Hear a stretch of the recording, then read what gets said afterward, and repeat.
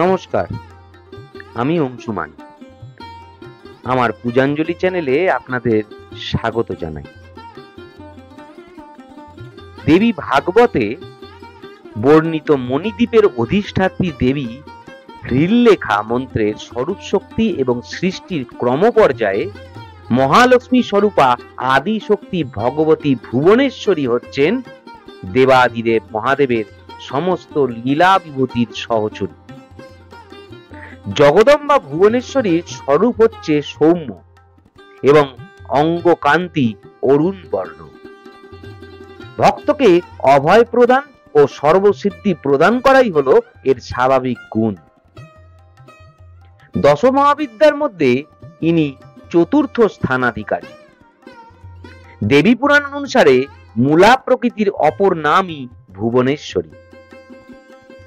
ঈশ্বর রাত্রে যখন ঈশ্বরের জাগতিক ব্যবহার সুপ্ত থাকে, সেই সময়ে একমাত্র ব্রহ্মই তার অব্যক্ত প্রকৃতি সহ অবশিষ্ট বা বর্তমান থাকেন। সেই সময় সেই ঈশ্বর রাত্রির অধিষ্ঠাত্রী দেবীর নাম ভুবনেশ্বরী। অঙ্কুশ এবং পাশ এর মুখ্য অস্ত্র। অঙ্কুশ হচ্ছে নিয়ন্ত্রণের প্রতীক, আর পাশ হলো রাগ অর্থাৎ অনুরাগ বা আসক্তির প্রতীক।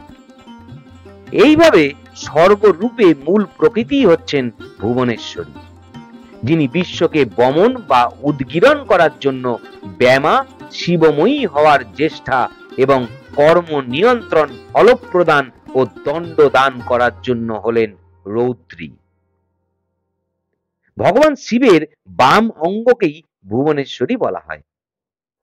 ভুবনেশ্বরীর সঙ্গে থাকায় ভুবনেশ্বর সদাশিব সর্বেশ হওয়ায় যোগ্যতা লাভ করেছেন। মহানির্বাণ তন্ত্র মতে সবকটি মহাবিদ্যাই ভগবতী ভুবনেশ্বরীর সেবায় সদাই নিরত থাকেন। 7 কোটি মহামন্ত্র সর্বদা এর আরাধনা করে। 10 মহাবিদ্যাই 10টি ধাপ।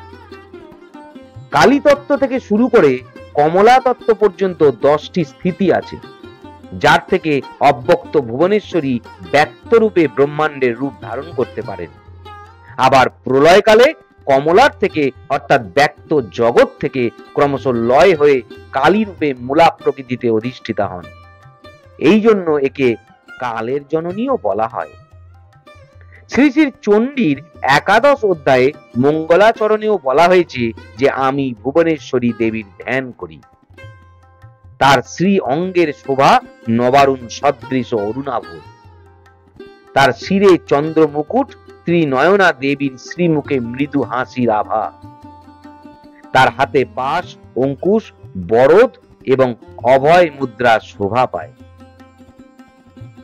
বৃহন্নীলতন্ত্রের এই বিবরণ পুরাণের বিবরণের দ্বারাও সমর্থিত, যে প্রকারান্তরে কালী আর ভুবনেশ্বরী অভেদাত্মক।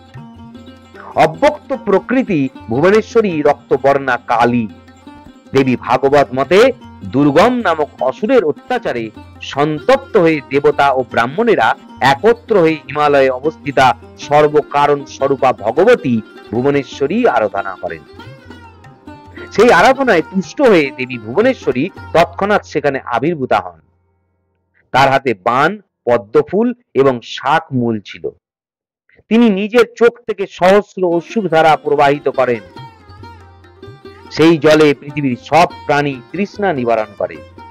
নদ, নদী, সমুদ্র অজস্র জলে পূর্ণ হয় এবং সমস্ত ঔষধি জলে সঞ্জীবতী হয়। তার হাতে ধরা শাক ও ফলমূলে প্রাণীদের পালন করার জন্য দেবী ভুবনেশ্বরী শতাক্ষী তথা শাকম্বরী নামে খ্যাত হন।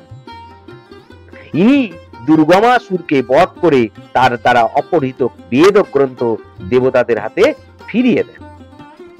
এর ফলে দেবী ভুবনেশ্বরীর এক নাম হয় দুর্গা। দেবী ভুবনেশ্বরীর উপাসনা পুত্র লাভের জন্য বিশেষ ফলপ্রদ। রুদ্রজামল তন্ত্রে দেবীর কবচ, নীল সরস্বতী তন্ত্রে তার হৃদয় এবং মহাতন্ত্র নর্বে তার সহস্র নাম সংকলিত হয়েছে। আজ 10 মহাবিদ্যা